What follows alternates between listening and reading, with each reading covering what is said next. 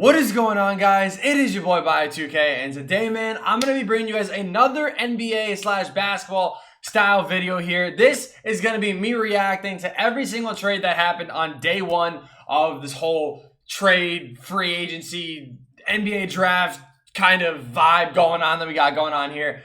So yeah, if you guys do enjoy this video and you guys do want to see more of these, be sure to kill that like button. Every time a trade happens, I can do mini react videos, or I can do, big videos like this. You guys let me know down below. I do appreciate everybody that dropped a like on yesterday's video. Obviously, like I said, man, these basketball videos are fun to make. I don't have to play anything, and it's a lot of fun. So, like I said, if you guys do enjoy it, let's try to hit 100 likes on this video. Let me know what your guys' reactions are so far to these trades, and let's get right into it. So I think the first big trade that did happen yesterday was Chris Paul getting traded to the Phoenix Suns. Now, originally when I saw the idea, or when I heard that Chris Paul got traded, I 100% thought that they ended up getting the 10th pick. But honestly, I think a lot of people were jumping to conclusions about being like, oh yeah, the Suns definitely, or the Thunder definitely lost this trade and blah, blah, blah, blah, blah. I don't really necessarily think they did. Ty Jerome is a pretty decent point guard. He's proven to be able to score pretty nicely. Kelly Oubre is actually a very solid, player that I think he put up 18 points per game last season. So that's another player that I think the Thunder can kind of use to build around. If they can give him maybe 15 to 20 mil a season, I think it's definitely worth trying to hang on to him and using him for the future. And then Jalen Leck is a great player as well, great young player that I feel like in the right system could provide some pretty solid minutes. Ricky Rubio is kind of whatever. He's on a really bad contract, but that's besides the point. And they did go ahead and get a first-round pick as well. I think they actually got a few of them technically because they're all based off of protections and stuff like that. But the Phoenix Suns ended up getting Chris Paul. So their new lineup consists of Chris Paul, Devin Booker, Cam Johnson, Mikal Bridges, DeAndre Ayton. They got a whole squad cooking up over there. So honestly, I'm actually pretty excited that this trade happened. This kind of kicked things off right away. For this deal, though, like I said, I think, honestly, the winner of this trade is definitely, this is going to be an unpopular opinion here, probably. I'm going to say the Thunder won this trade. The reason why, they got some young players. They got rid of Chris Paul, who was making a lot of money. And I think they actually did get back a pretty decent, haul for him. They got three young players and a first-round pick. I think that's a W. But yeah, I mean, honestly, Chris Paul getting traded to the Suns, it should be pretty interesting. Phoenix is probably going to make the playoffs too, so actually maybe, I don't know. The West is really packed this year, so we'll see what happens with the whole Harden situation. The next somewhat big trade that did happen yesterday, in my opinion, it's pretty much a W for the Blazers, is going to be Robert Covington got sent from the Houston Rockets to the Trailblazers for Trevor Ariza and a first-round pick in 2020 and a protected first-round pick in 2021. So this is the thing. I know a lot of people, when they heard that it was 2 first-round picks, I know it makes sense. But here's my thing, okay? Very seriously. So Covington is going to be a great fit on the Blazers. That's a player that I think the Blazers could really use. It could really help them. I was even talking about that. Before this trade even happened, I was in a party with some people, and I said that if the Blazers could trade up and get a guy like Devin Vassell, who could shoot the ball but also play very good wing defense, I think that would really help them out. And then boom, this trade happens. They pick up Robert Covington. I mean, some people look at it as an overpay. I don't really think it's an overpay because they're always going to be that team that's either in the playoffs or just missing the playoffs. So I'm saying, as far as, where they normally would, stand, I could see them definitely getting into the playoffs, though, more than they would miss it. But, yeah, so, obviously, like I said, Robert Covington going to fit into that starting 5 perfectly. You now have Dame, CJ, Covington, Zach Collins, and Nurkic. If they can kind of figure out maybe a way to run Covington at the 4, get another small forward, maybe even get Melo back, something like that, I think the team could really do some damage this year and kind of maybe not compete for a title, but definitely make more of a fight than they did last year. So, again, the Rockets ended up getting 2 first-round picks and Trevor Ariza back. So, it is what it is as far as the Rockets side of things. The Rockets are in the middle of a rebuild, so I don't really know what they're doing right now, but definitely the W for this, in my opinion, has got to be the Blazers, man. They needed somebody that could play as a 3-and-D player, and they definitely got a solid one in Robert Covington.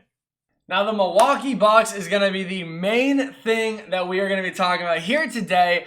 And you guys can see, man, they got, okay, so first off, they trade for Jrue Holiday, which it sends Eric Bledsoe, George Hill, and then it says in draft compensation to New Orleans. Now, if you guys don't know, what actually happened here is they actually gave up 3 first-round picks.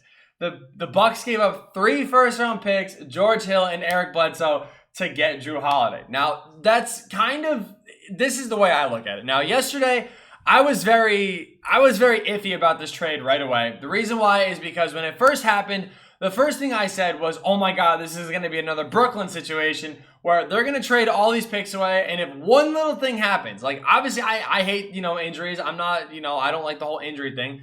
But if you have an injury, it's like say Giannis goes down for the entire season, you don't make the playoffs, that pick ends up being top 10, you're not going to get that pick. Now, say the next season, Giannis has, that same injury again or whatever, like similar to what happened with Derrick Rose, and now you don't get that pick either. Now you're kind of finding yourself in a rut. But on the flip side of things, you really can't play that what-if thing because Giannis is healthy. He had an injury last year, but I don't think it's going to be anything that serious. So you have, obviously, an emerging superstar in Giannis who's peaking all over the place, and obviously you need to build up a team around him and really show him that you're serious about building a team. This is a great move I think that they could have done because honestly, adding in Jrue Holiday, you're going to kind of get an upgrade as far as what Eric Bledsoe did. Bledsoe's a great perimeter defender. His offense was just it was slacking a lot. Now you have Jrue Holiday who can come in, play some good defense, but also give you some good buckets off the dribble. Nice, decent catch and shoot shooter as well. So, I mean, giving up 3 first-round picks, it's a lot. But you're also dumping a contract of Bledsoe. I think Jrue Holiday's only on a 1-year deal too. So that was the other iffy part for me is he is on a 1-year deal. So I think he might have a player option actually. But either way, you guys get what I'm saying. It's a little iffy here and there. But either way, this is the first big move that Milwaukee made. Now this next one is something that I actually predicted.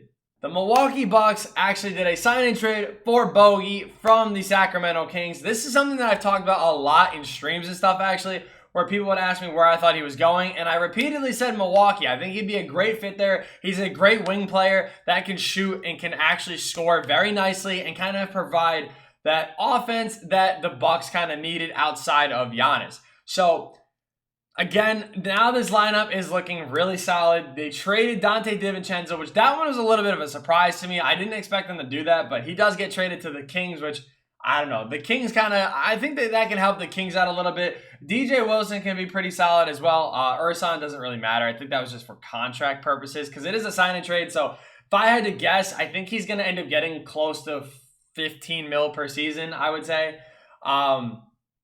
Maybe closer to 12 mil, but anywhere in between there. But yeah, so you guys can see that he gets traded to the Bucks. Now the Bucks have a lineup of Jrue Holiday, Bogey, Chris Middleton, Giannis, and Brook Lopez. I think Brook Lopez is still there. I think he's a free agent right now, but I think he's gonna come back. But yeah, absolutely insane. They built a really solid team around Giannis. I like the way that they did this too because you kind of rebranded the entire offense now to kind of have a complete 5-out sort of situation where you can let Giannis attack that paint. And if a team decides to actually make that wall to stop him from attacking, you have guys all over that can shoot.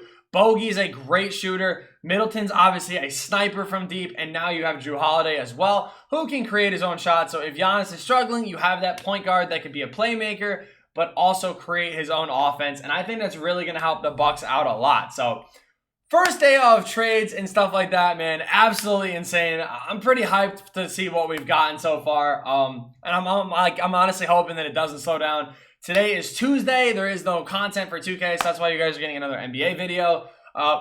Tomorrow, you guys are going to be getting actually a lot of good stuff, in my opinion. Probably new spotlights are going to drop. So I'm going to give you guys a skip to my Lou gameplay. You guys are probably going to have a spotlight video. You're going to have a live draft reaction. I don't know if I'm going to do it on Twitch or YouTube or not, but I'm going to do a live draft reaction to see what happens with that pick. But we're going to be talking about all that sort of fun stuff as well. So thank you guys so much for watching. I hope you guys did enjoy. Kill the like button if you guys did. Subscribe to the channel if you guys are new. And yeah, peace.